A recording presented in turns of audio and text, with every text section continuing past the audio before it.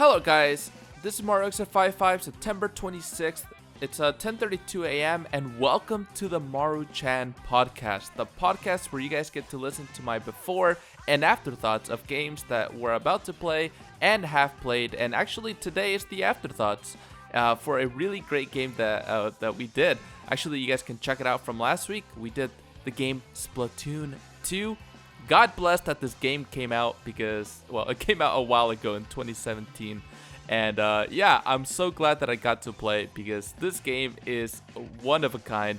I'm pretty sure that all of you guys got to play Splatoon 1 if you guys had a Wii U, which you probably didn't, but still, this game is great. It's on the Switch, and it's a blessing, really. It really is.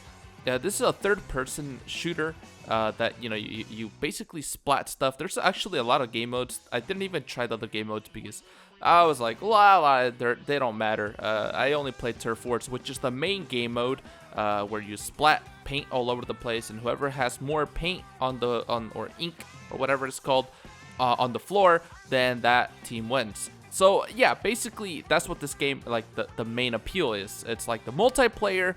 And yeah, I actually got to play some of the online and the story mode. Actually, I beat the story mode, and that's what I'm gonna kind of talk about today.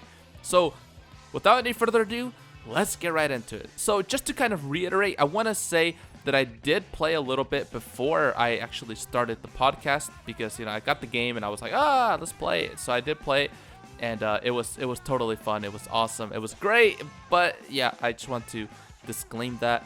And you guys will actually know that from my before thoughts. I did mention that I played the first or two levels, and I played online to like level 10. Actually, guys, to be honest, I didn't play to like level 9.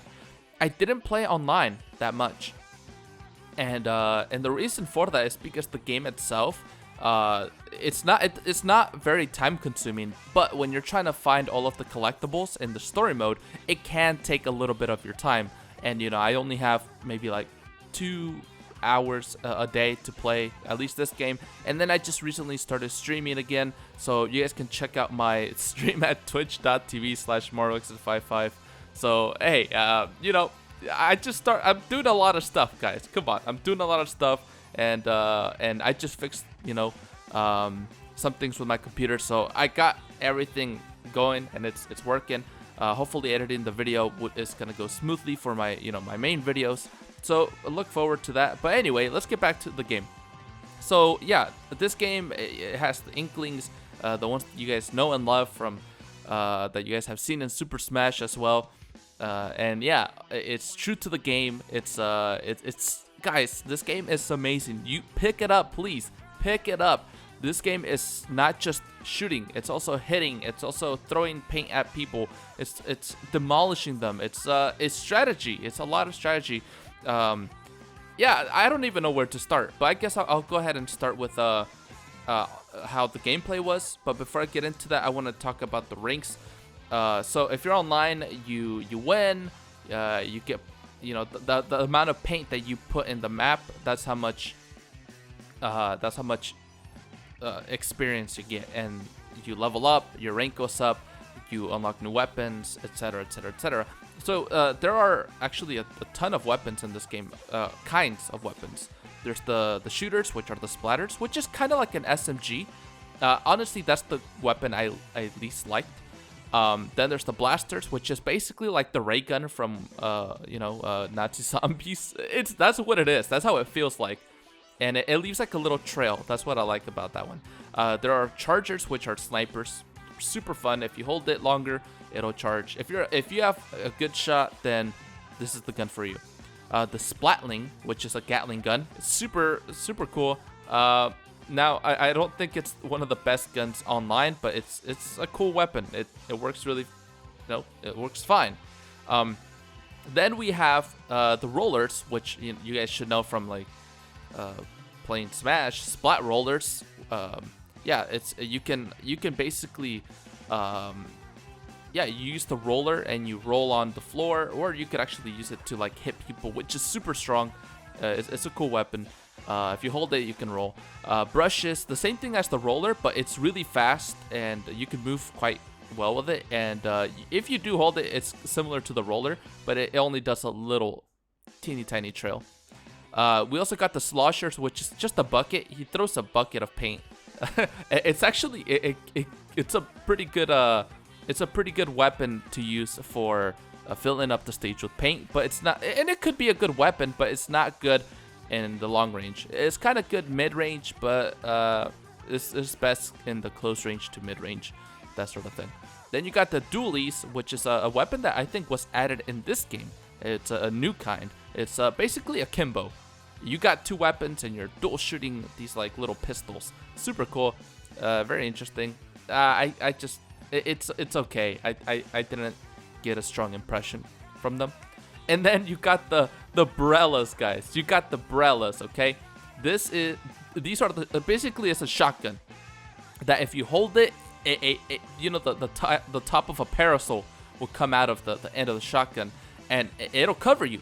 And if you hold it for too long, it'll actually go forward. It'll just fly. The parasol, the top part of the parasol will fly and go towards the front. Yeah, it's honestly a really cool weapon. I liked it. I liked everything about it. It's a shotgun, so I loved it. Anyway, so yeah, you got different game modes here. You got a ton of game modes. You got like Tower Rush. You got I don't know the other ones because I didn't play them.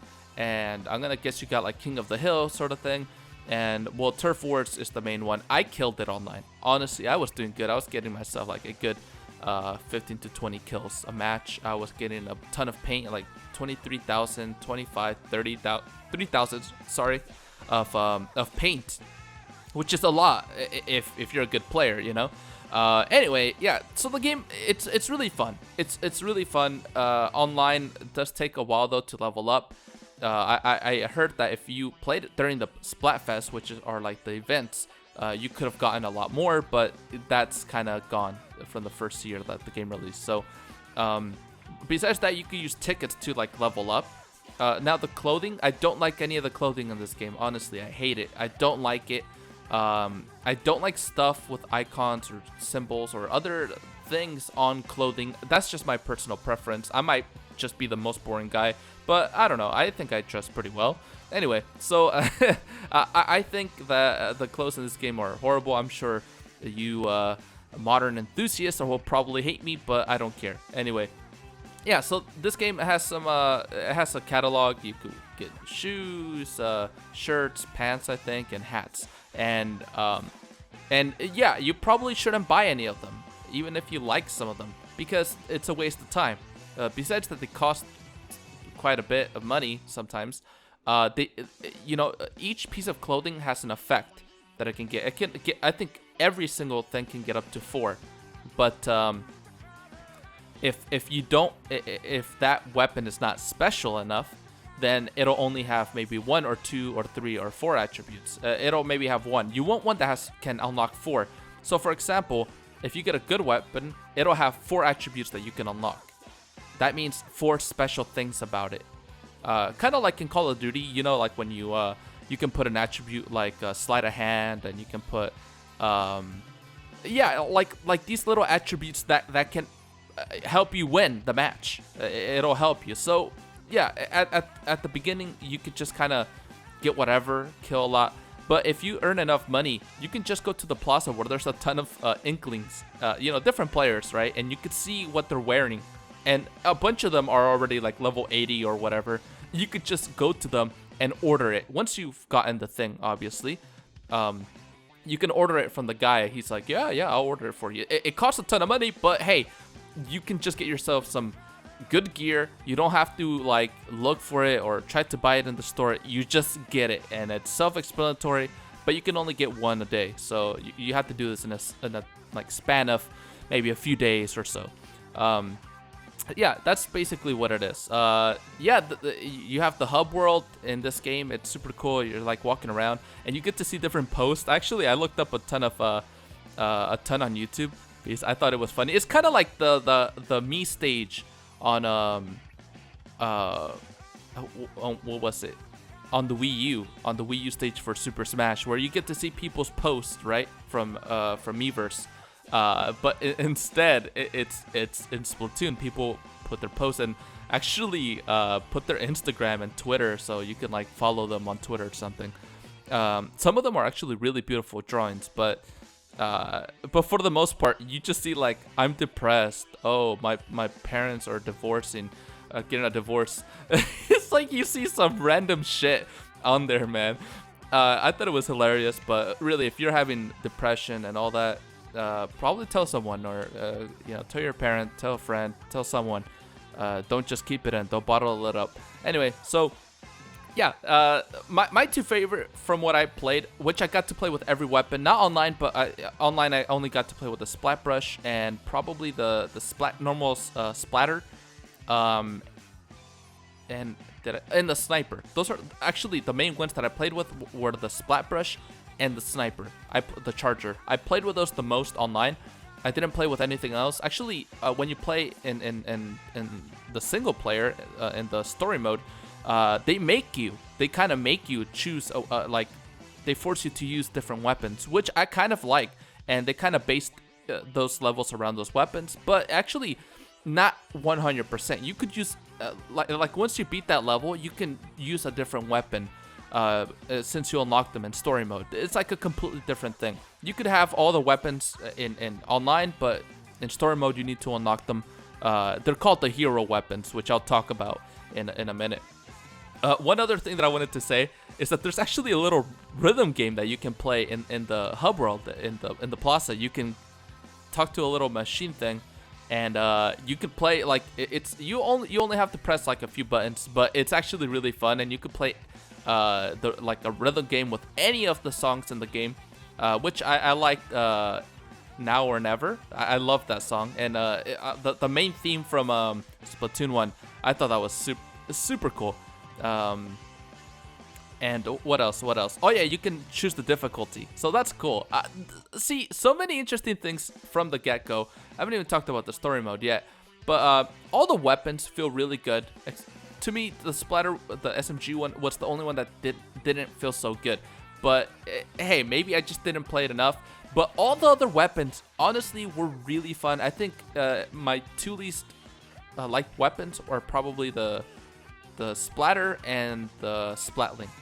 But besides that, the rest I had a freaking bomb with. I don't know. It was great. I liked it so much. I thought that the online was dope. It was always running at 60 frames, at least from what I felt. It ran very well, even when my internet was like janky, I guess. I don't know. But it was always super well. Actually, my internet's not janky, so yeah, for those people who want to quote me on the streams about the podcast. But yeah, so yeah, basically the game runs so well. Why can't Smash be like this? Why can't every other game on the Switch that has online be like this? This game is a perfect representation of how to do online correctly. So the guy who made Splatoon, please, why don't you work on other games? Please, like, hook them up with some good like netcode or something. I don't know, but they do it perfectly. The game is good from top to bottom. Now, the only thing I didn't like was one of the game modes, Grisco. It's basically a mission mode, a enemy wave mission mode, where you can either play by yourself or with your friends or whatever, and you can rank up. It's super fun. You get like a salary and everything. And yeah, it's basically you beat enemies and bosses, and you have to like make sure you kill the bosses or not. Like there can like 5 or 10 bosses can spawn, and then it's all hectic and you all just die. So you need to like kill the bosses and make sure that the little fish that are trying to kill you are just like, you kill them fast enough and kill the bosses fast so you can get more points. And they give you random weapons every single time you join it, but you can only play it whenever they tell you can play, which is honestly really dumb. Like, they should let you play it, even if it's like they take it off only once a day out of the whole week and it's random. I think that's okay, but when you take it off a mode like that, come on, like, it's like taking Nazi zombies off, you know? It's like, imagine you go back 10 years ago, 12 years ago, when World at War came out, Call of Duty World at War, and you put this restriction on people, that's shitty. This is the sort of thing that mobile games like to do, like Pokemon Unite, League of Legends, Fortnite. You know, they like move game modes. Now, you can go back and play them in some of these games, but still, come on, like just leave the game mode there, and then have another option where you can, you know, change game modes and stuff, and special game modes. I don't know. I just think it's smart to keep it so people can play it. Now, I heard that you can kind of you can get really good rewards from the Griscos, so that's why they do this. So that could be a thing.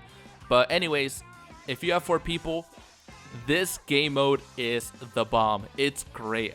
Please try it out. Get your friends. It's one of the best experiences ever.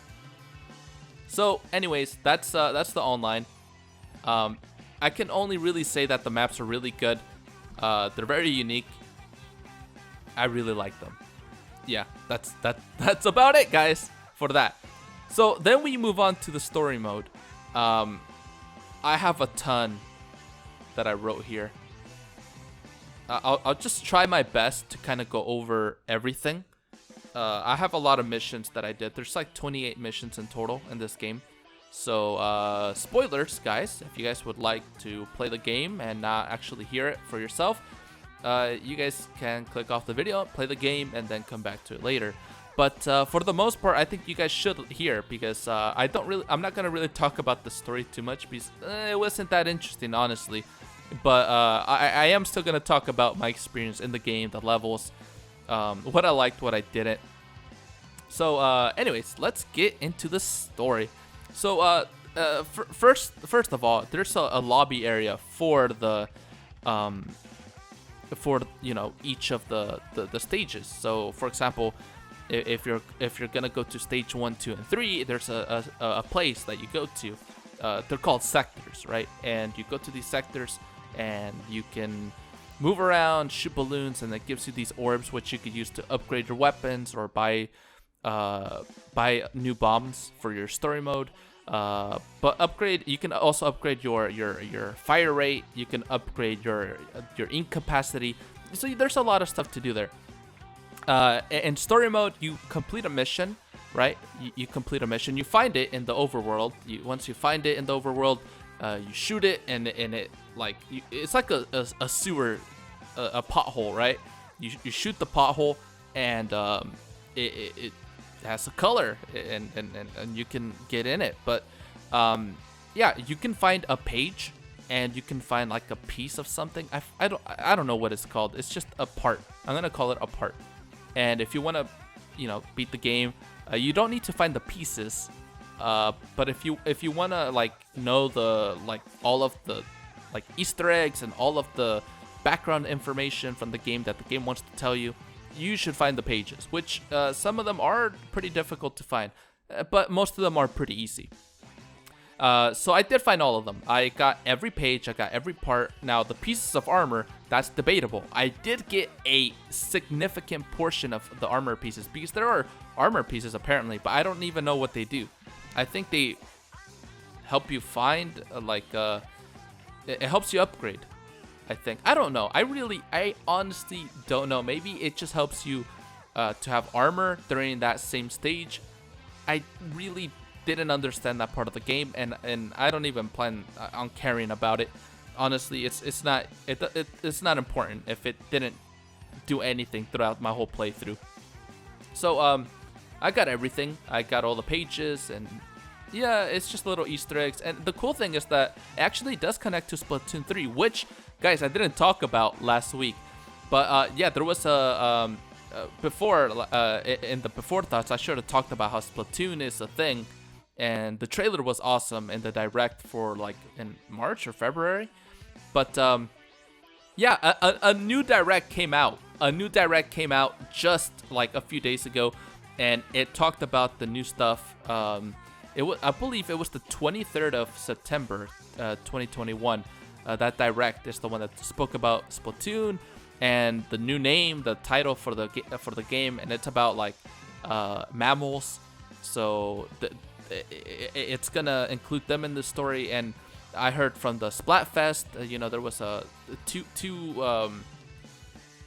there were two teams and Chaos won. So Chaos is the one that is part of the story for this game. So each game, like in the Splatfest, whatever happens in the Splatfest affects the next game, which is pretty cool. I think that's a very interesting way of staging your games.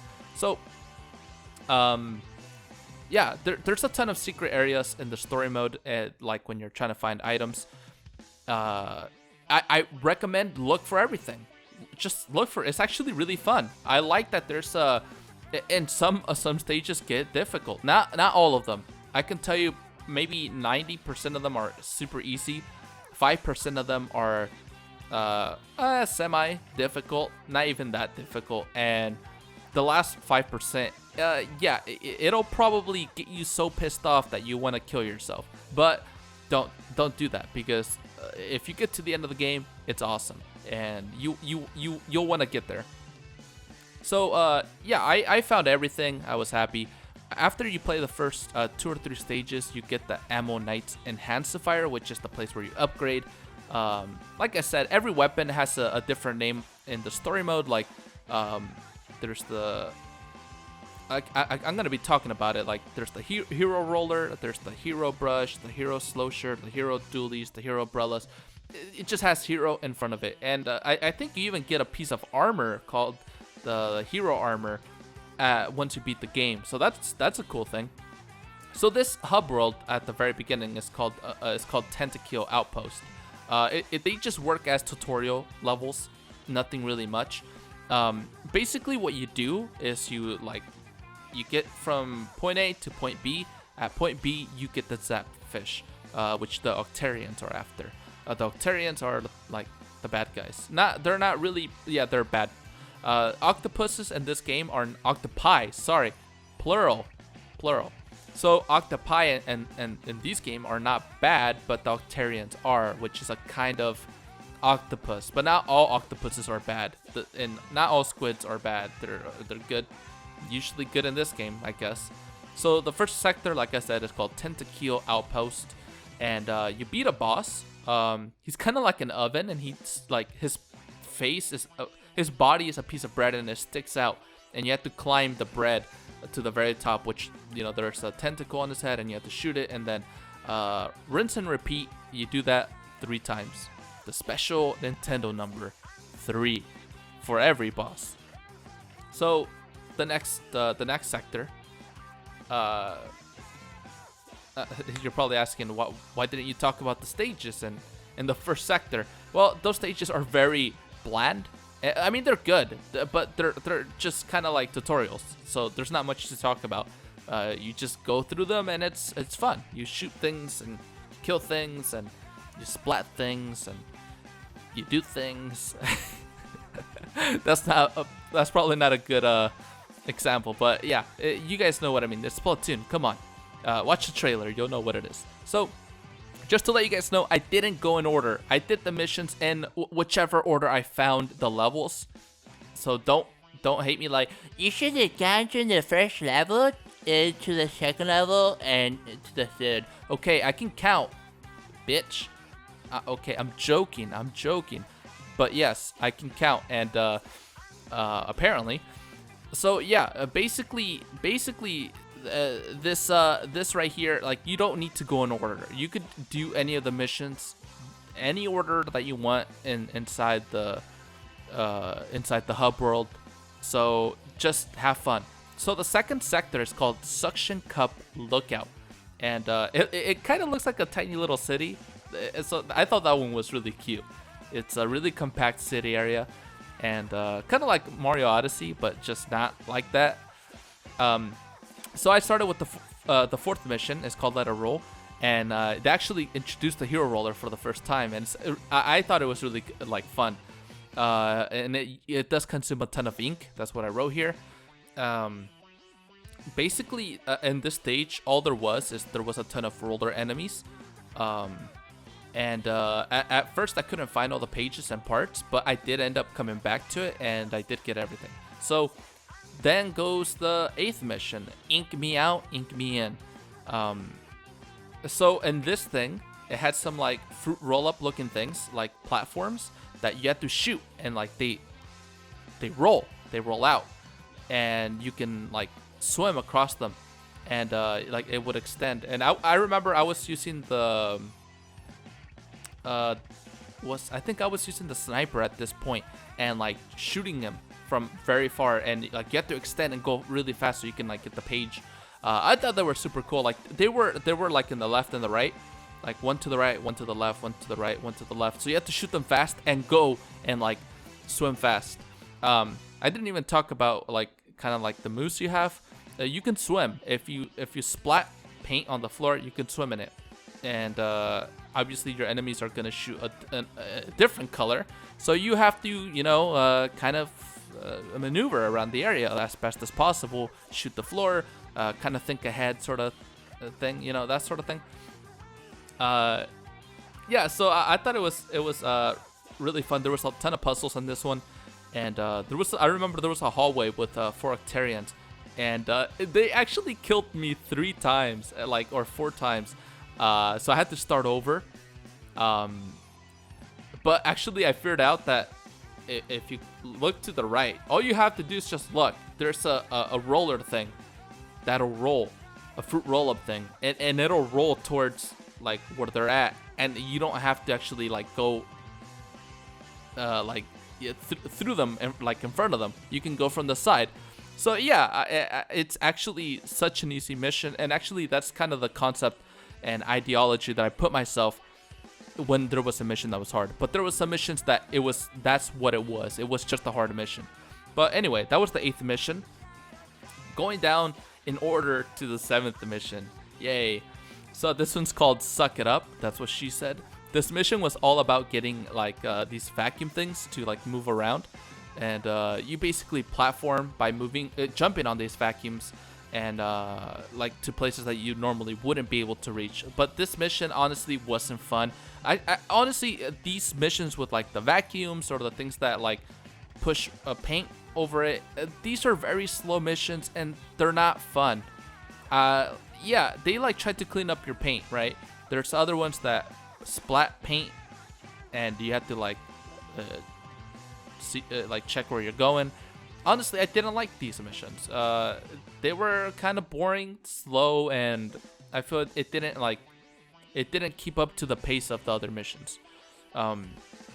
Obviously, it really depends, like even Sonic games, sometimes you have fast missions, sometimes you have kind of slow water levels. It's fine, but like, I don't know, I didn't like that. I didn't like that enemy or whatever it is. So on the 5th mission, Stay on Your Grind, that's when I first got the dual guns, the Kimbo. And yeah, you can kind of roll to the left, right, forward, or back, and it's pretty cool. Yeah, this was a Sonic rail stage. Honestly, it was just you get on rails and you like. It was really good. It was a really good mission though. I like this sort of mission. It's fast paced. It's exciting. You jump around the rails. You like go through these hoops of onion rings. There are onion rings, like literally there are onion rings. The circles, the hoops, they're onion rings. So you jump through them and you get like these orbs that you can use to upgrade. I thought that was super cool. So the next mission was mission 9, Riot in the Reef. This one was kind of like just a normal match between you. Like it's kind of like online, but instead they put you on one of the online maps, and you have to just shoot around and kill some of the Octolings. Now, Octolings are different than Octarians. They're a breed of Octarians, but they're more like the Inklings, but they're octopuses instead. But they're kids. Octolings. Get it? Yay. That's so fun. So, yeah, this one's not a narrow path. You can go whichever way you want to go about it. You have to, like, kill these mini Zapfish. And, yeah, once you get the mini Zapfish, you win the mission. But you have to find the pages, and they could be hidden under paint, which could be hidden inside a box, or they're hidden in just random boxes. But yeah, these missions, you kind of have to look for them, and you have to be uh, you have to really check what you're doing, because if you don't check what you're doing, you could just die from one of the octolings. It's not hard though. It's a very easy mission. I loved it. Any of these like normal match missions, I loved it. They were absolutely fun. So, mission 6. It's called Time to Set Sail. Actually, I got to use the hero charger, which was oh no, so I didn't get to use the sniper on the other mission. I started here. It's like a sniper, and yeah, basically in this mission you have to use it to shoot a ball, and basically these grapple hooks that you can use to like grapple. And yeah, there were a ton of those, and you have to hit a ton of levers in this mission. I really liked it, and not only that, but the music in this game really surprised me. If you put on some headphones and you stick it inside the Switch, God, this game sounds so good. Actually, most Switch games sound very good, or in general, anything that you put your headphones in. Mostly games and Nintendo games, I love to put my headphones in when I'm playing Smash. I love to put my headphones in when playing Breath of the Wild. Excuse me. I love to play any game on the Switch with headphones. Honestly, it's so immersive. It's so immersive, guys. Put on some headphones, good headphones, not crappy ones. Put on some good ones and listen to the game. Listen to the music. Listen. It's so. I don't want to step my boundaries, but yeah, it's so amazing. Let's just say that. Anyway, the songs, there's a ton of bangers. Try them out. So that leads me to technically the second boss. They're called Octobosses. He was the Octo Samurai. I don't know why, he had me a little bit scared. Not because of his appearance, but like the way he attacked. He felt more like a Demon Souls boss than anything. But it's really fun. He's like a ninja, not a ninja, a samurai, and he like does these blade attacks towards you, and he like, yeah, that's what it is, and it's cool. It kept me on my toes, and I liked it. So I don't know. I thought it was really great. I used the splat roller on this one. He jumps a ton, and he swings his sword a lot. So you have to really make sure you hit him a lot, and then like you jump around a lot, and you splat paint everywhere so you can swim and move around and maneuver. You have to keep your eyes open on what he's doing. So that's that boss, which leads me to the third sector. It's called Beaker's Depot, and here I started mission 11, called Chasing Heartache. This level was more about chasing these like little big fat lip enemies that run away anytime they see you. I really didn't like them because in some missions it's kind of like hard to go around different spots. They weren't really fun. They just run away. They're annoying, and you have to chase them, and you get the keys, and it opens up the next area. So honestly, not too much of a great mission there, but hey, we all like different things, right? So maybe some of you guys like chasing people or things. I hope that's not the case, but if you do, then I guess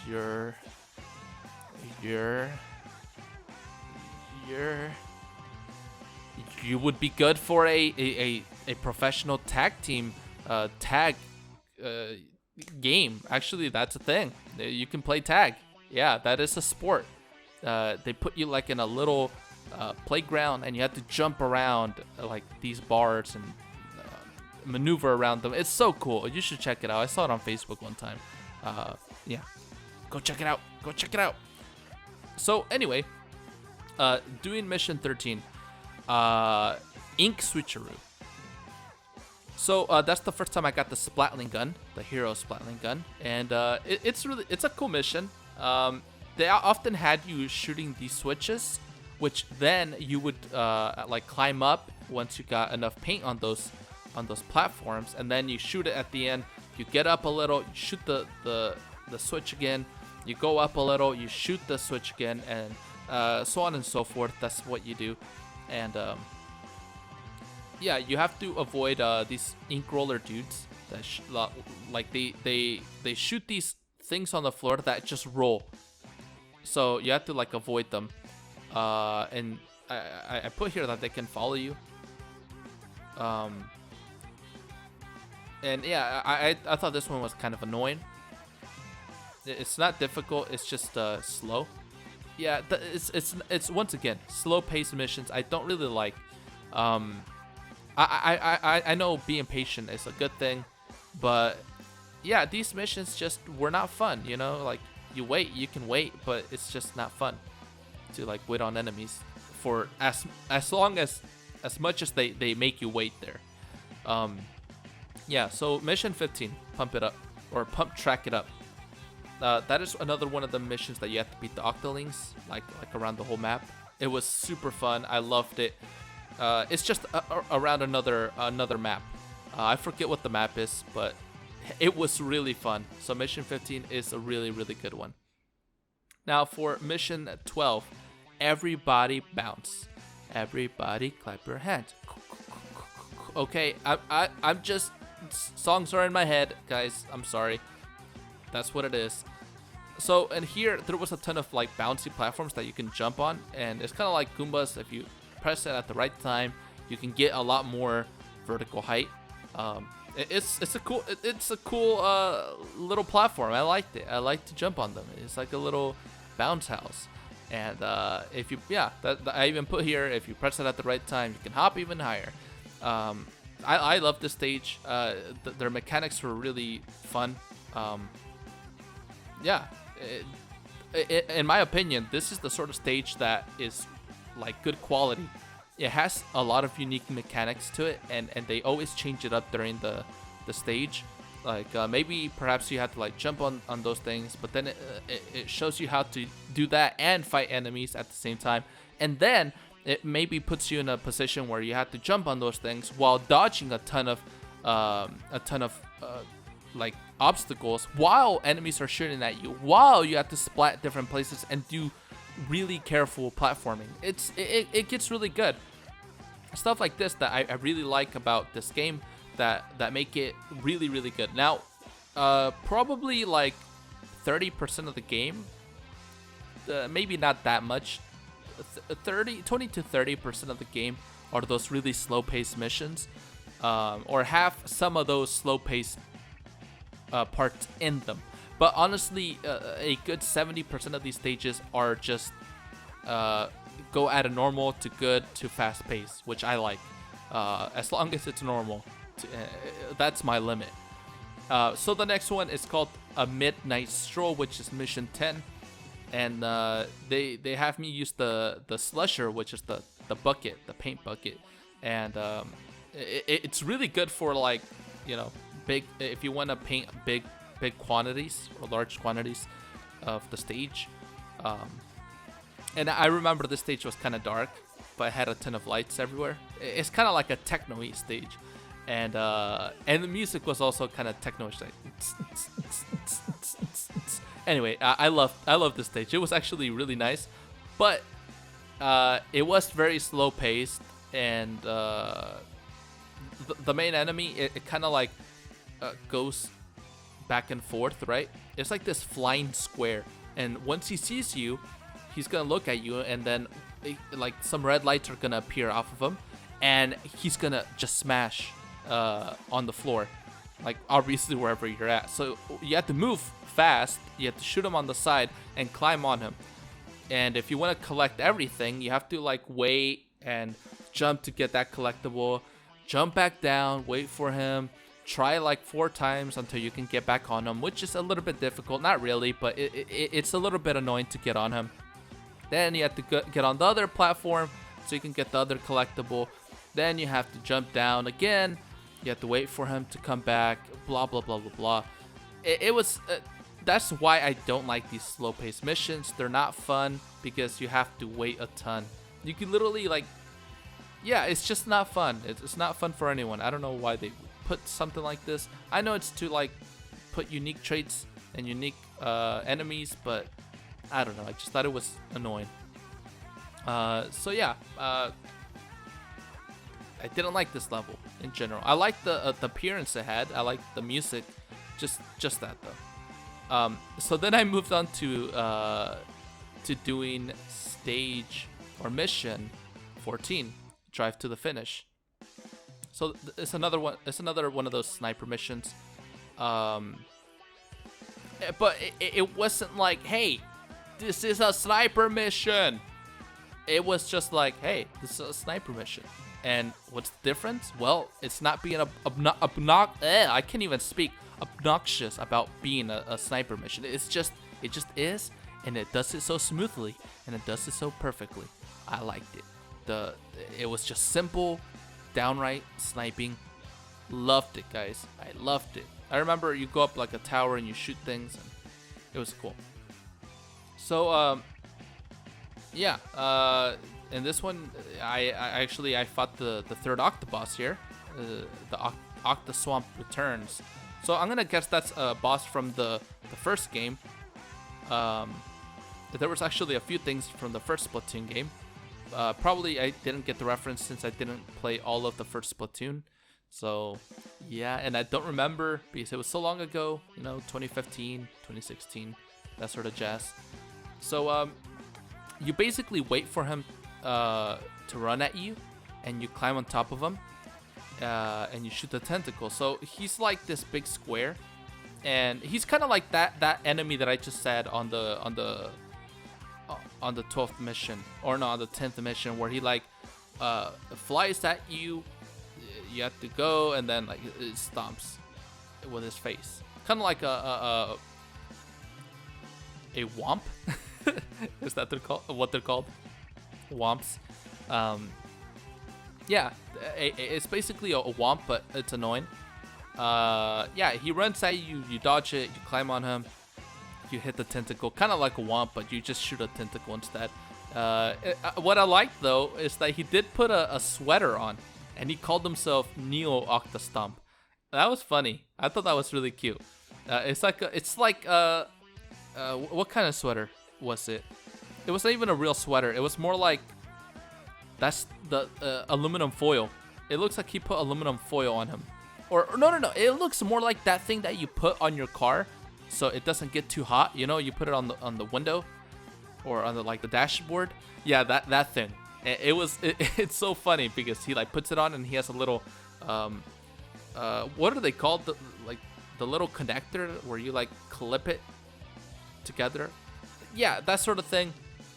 He put the little clip on, and you have to shoot the clip, and the sweater falls, and then you do the same thing. He doesn't really change much in the when he runs at you. He just does it, and then yeah, you wait for him, you dodge him, and you shoot him. He has 3. Actually, in the final phase, he gets 2 more phases. So now when he stomps with his face, it's like it has a longer reach. Basically, there, all you have to do is just dodge. You get back up on him. You shoot the sweater, and then you get on him and you beat him.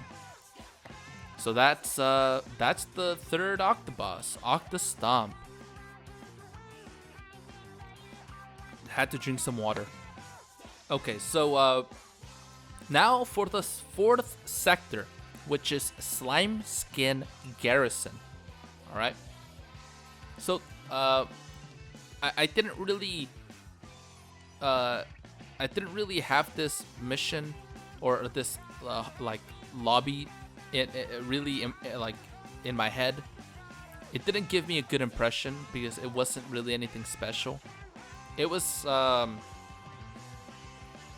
yeah, it didn't have anything special. If anything, it reminds me more of like the 2nd sector, where you have like the city-ish kind of place. Yeah, the 3rd sector, Beaker's Depot.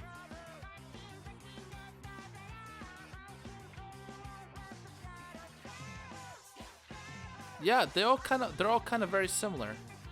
They're kind of similar. Yeah, never mind. They're kind of similar in that part. I mean, they obviously look different, but they're relatively similar. So, on Slimeskin Garrison, the first mission here that I did was 16, and it's called the Rolling Through the Ink. So, there were a ton of like rolling balls, and they have a tentacle sticking out of them, which you can shoot, and they are destroyed once you shoot them.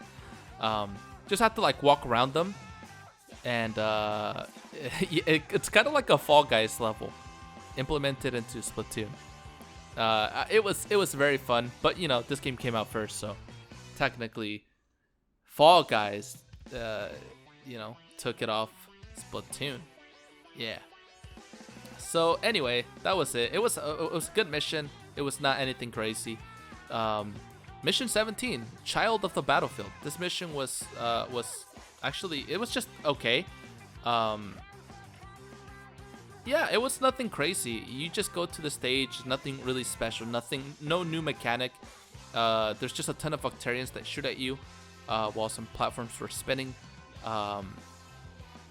Yeah, and I saw a little enemy that like he would jump at you. He's kind of like the enemy from he's kind of like the Octobus, the Octostomp, but he's just tiny, like a little baby, and they look super cute. They like try to stomp on you, and then have a tentacle sticking on their back, and you just shoot it. It's super cute. So that's really the only impression I got from that one. Now, mission 19, which is the worst mission in this game. Okay? This mission, I think I got the Hero Blaster for the first time, which has really bad, it has really bad range. Okay?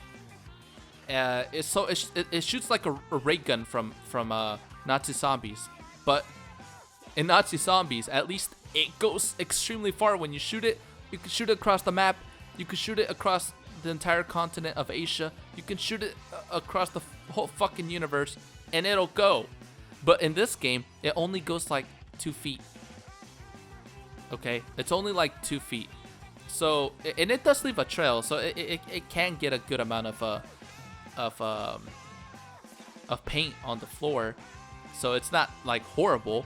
And when you shoot an enemy, it explodes. Or when you shoot like anything, it explodes, and you know it has a good amount of paint.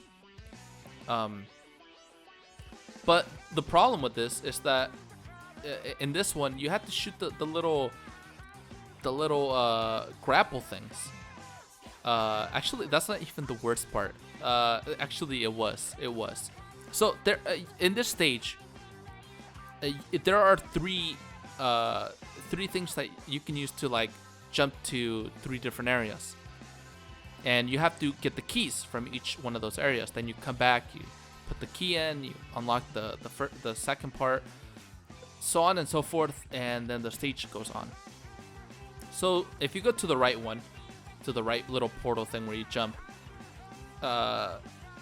here it's like it's easy. You just shoot through enemies, that's all. Very easy, nothing difficult. You got enemies that like shoot at you really fast. You got enemies that have a shield. You shoot at them, you kill them, whatever. Then I tried the left one, right? So the left one has a part where you have to get on a cube, but this cube is actually like really far. Now you have to shoot these cubes like in the middle, or not. Like you have to fill them up with paint, and then they start moving. So yeah, that's how it works. So basically, I died in the part trying to collect one of the parts like 30 times. I can definitely say it was at least 30 times. And yeah, so I died a ton of times there. And the next little part is still really difficult. I was just having a really difficult time with it. Anyways, I did pass it, so I was really happy. I finished the right side, I finished the left side, and I only had one more to go, the middle one. So this part is all about precision and accuracy, if you don't cheese it. So what you have to do is like, once you go into the middle portal, you have to like, it makes you use the little grappling hook thing. So you have to shoot the grappling hook thing, and it'll grapple you there and to the next portal. So on one of the portals, you have to shoot like 4 grappling hooks, and then mid-air shoot the block that has paint, so you can get the page on that stage, and still land. So that sounds easy, but actually no, it doesn't. It's really difficult. You have to like do it all at one time. I died a good 60 to 70 times here. I hated it so bad.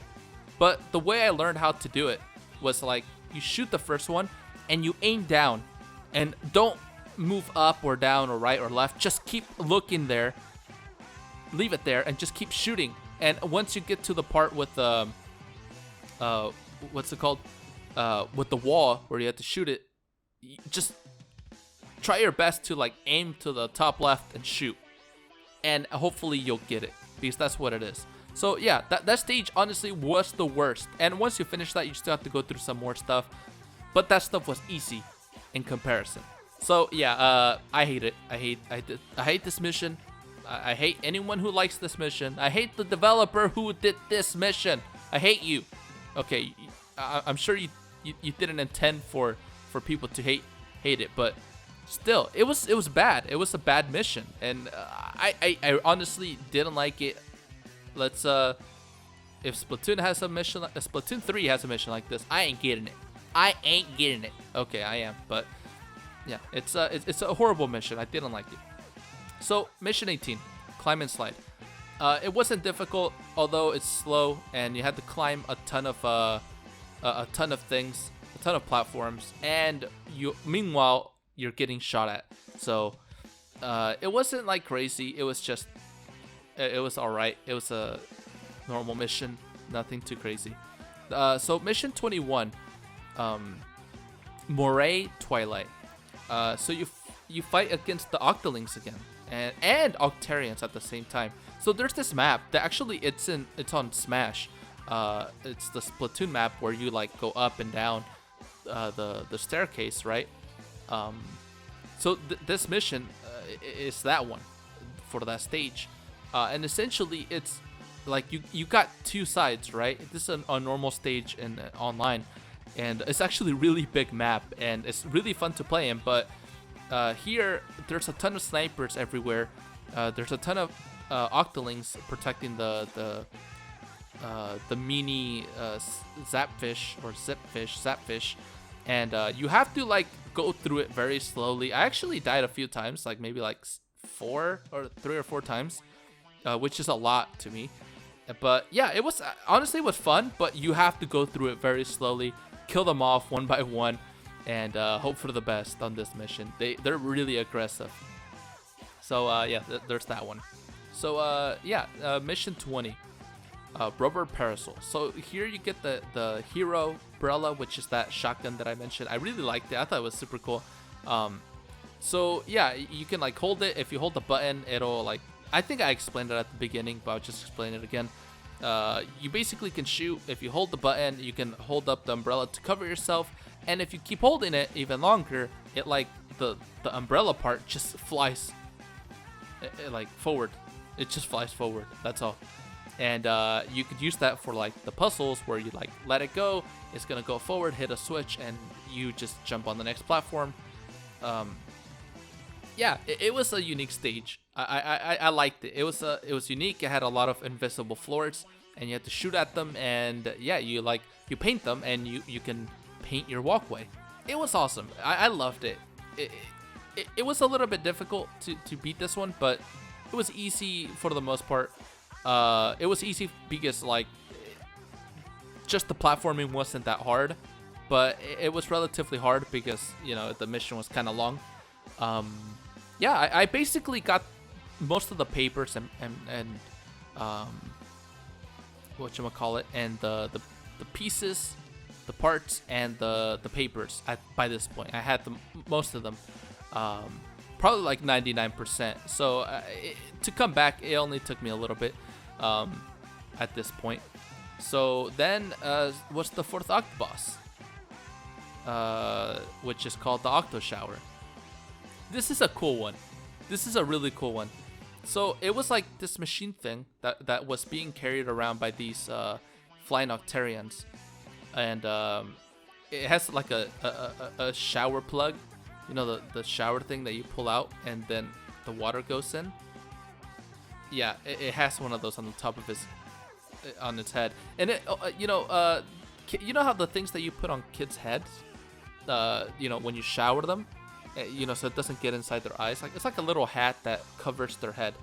Yeah, basically that. he had one of those on. It was really cute. That was funny. Basically, it shoots lasers that go through the frickin' stage, which is crazy because you like climb on the stage and you like shoot them. You shoot the little Octarians from there, and the more you shoot them, the more stuff that happens. He rushes at you with a ton of paint.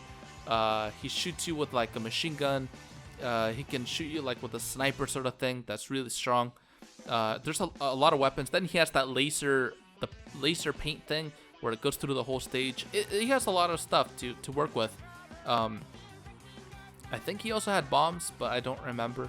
I think in the final stage, what did he have in the final stage? Yeah, it was kind of crazy. The final stage, he was just doing everything really fast and a lot. So you have to kind of like watch your back a lot. And yeah, that's about it. That's the fourth Octobus.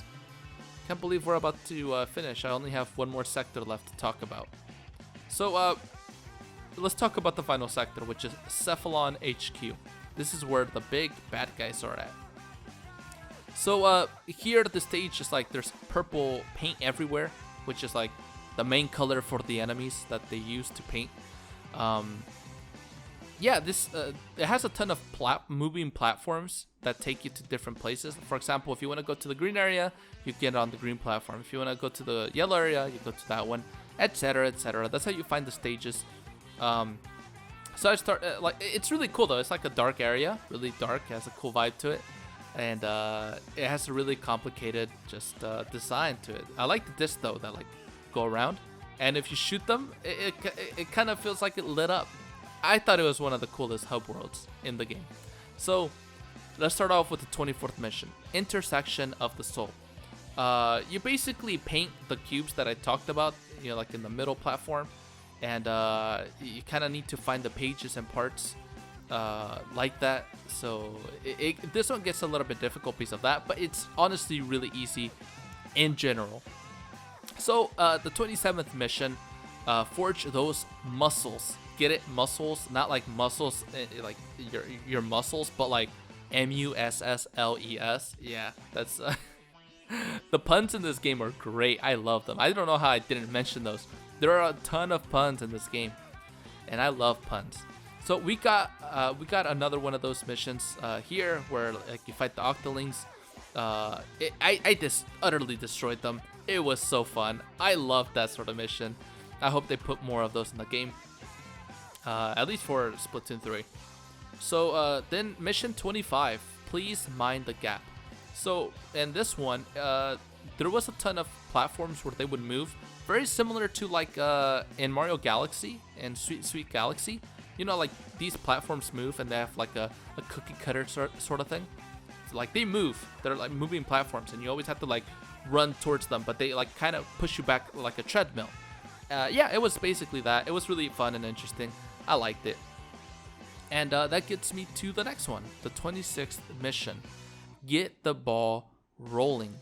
So this stage, it revolved around rolling balls once again. It's a slow stage. It was still fun, but it was actually the one that I liked the most out of the rolling ones. It was slow, but it was still okay. I could deal with it. Which leads me to the 23rd mission. One with the Cosmos. This was basically one of the funnest levels. It was one of the levels that I had the most fun with. You do some really, really cool jumps here. It's another Sonic Rail level, basically. And you do some freaking cool jumps in here. The mission before was that like rolling stage, right? Which was kind of slow paced. And this one, it's so fast. It's just getting you as possibly the fastest stage. You have to like jump on these rails, react fast, boom, boom, boom, boom. Jump on this rail, jump to the left, right, up, down, side to side, whatever. It was good. It was so good. I loved how fast it was. And I hope they add stuff like this in the next game. Because this game needs fast-paced stuff. It's a shooting third-person game. Fortnite, right? Fortnite strives on its fast-paced gameplay. So yeah, that's how this game should be based on, like the story mode. Make it fast. Make it fast, Nintendo! Or whoever makes this game, which is a pretty cool dude. I remember I remember the guy who made this game when he first released Splatoon 1. He was always like I think he made the showcase, right? And like one of the directs, or maybe it wasn't even a direct, maybe it was E3. I don't know, it was cool. Or am I talking about the arms guy? Maybe it was the arms guy, but I don't know. So the 22nd mission, we're almost done here. We're literally on the last mission before the last boss. So here is the Octo, it's called Octo Brush with Danger. It honestly wasn't that interesting. It had a ton of vacuum machines, and I remember there's this area where there's these 2 vacuum machines, and then there's these Octarians shooting at you with really fast machine guns and like snipers. That part was annoying because the vacuums don't really listen to you. Like, you have to shoot paint, they see it, and then like they get close to it so they can suck up the paint or your paint, and then you get on it. But then you have to do that while also like trying to fight these Octarians that are shooting machine guns and snipers at you.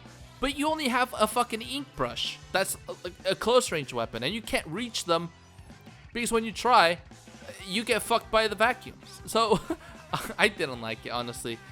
Yeah, you have to be careful not to fall. That's basically it. Kind of a bad mission to finish up on. But anyway, the final octopus. This was super cool. I honestly like this a lot. If you play Splatoon 1, you would kind of know. So basically, there was a hole in the lobby. So once you beat, the final mission, this the hole opens.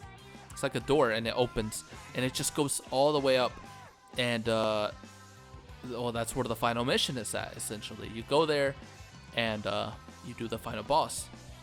So the final boss is actually DJ Octavio and Callie. So Callie is one of the I haven't even talked about the lore in this game, but I guess the lore is strong.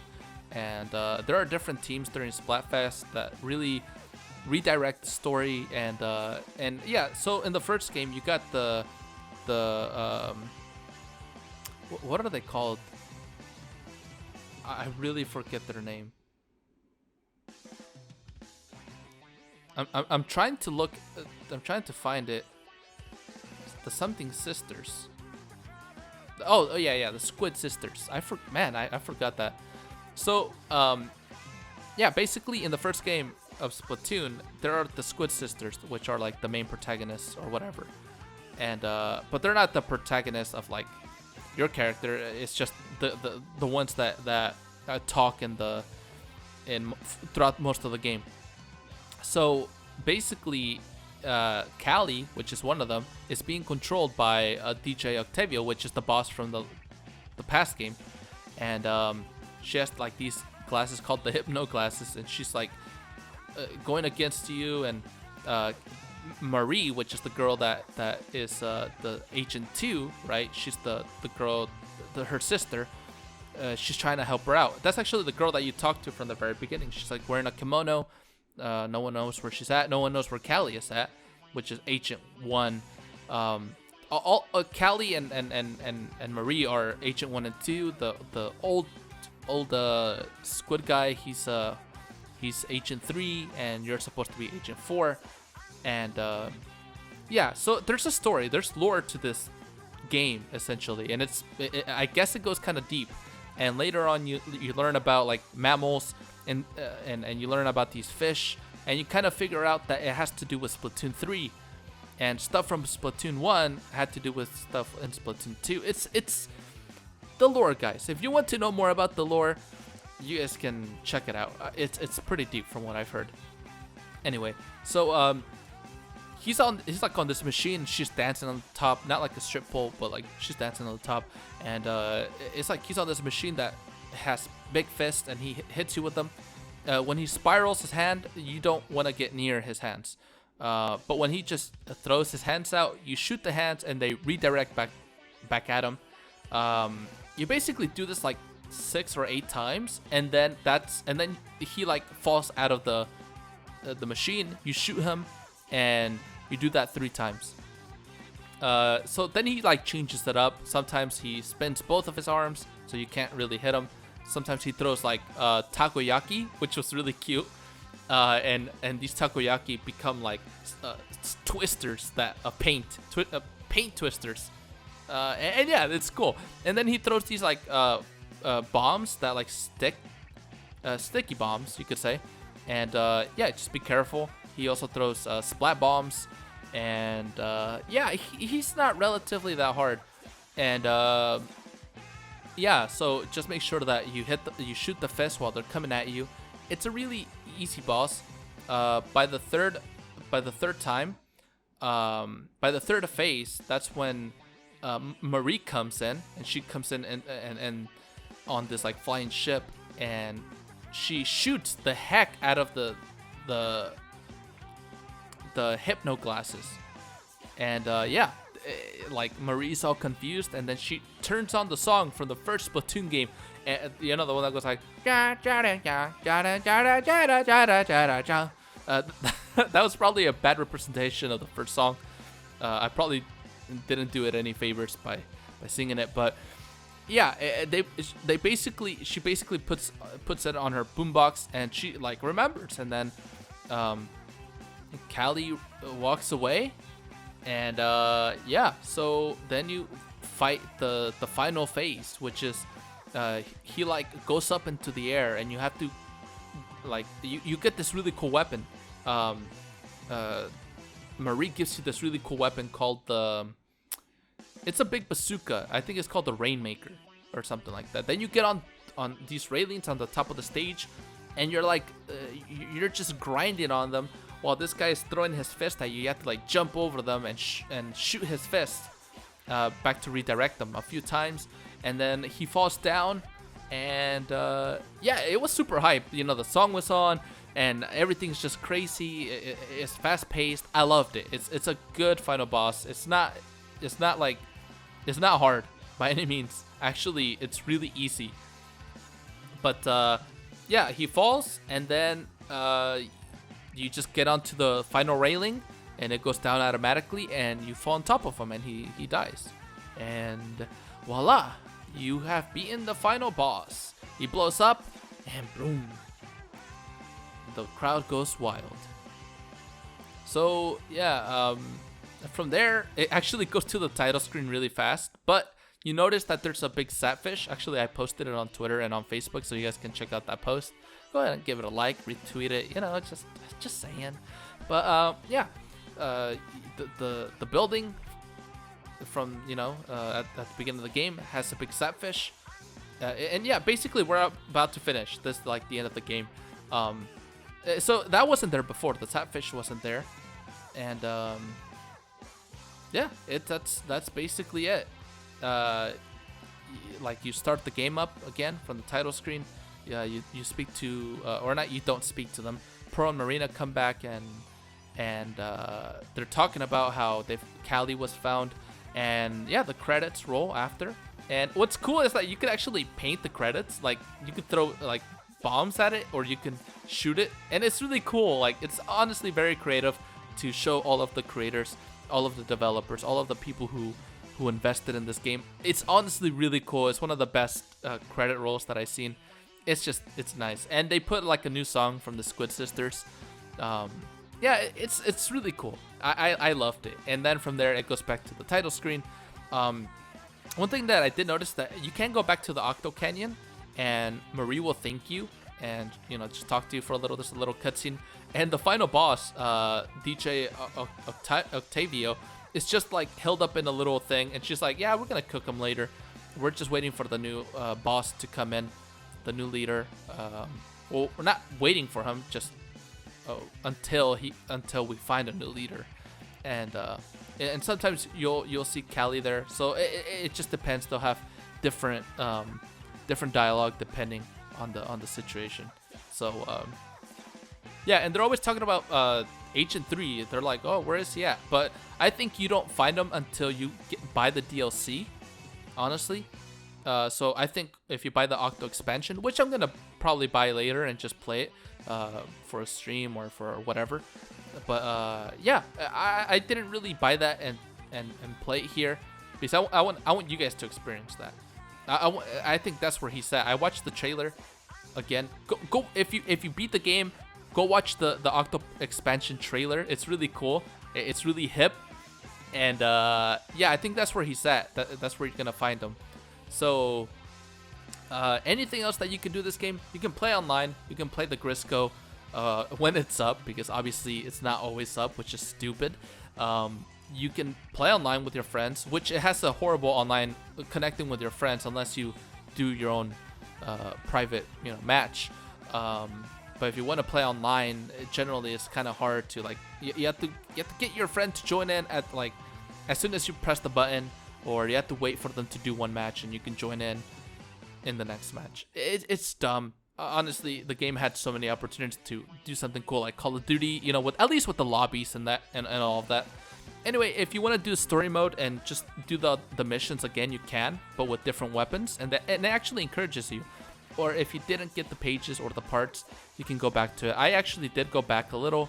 I got the last things, and bada boom, bada beam, and done. I 100% to the game. I'm really happy. And the pages, right? The pages. That's the last thing I want to talk about. The pages actually, they have once you find the pages on each stage, you can see them and what they have to offer.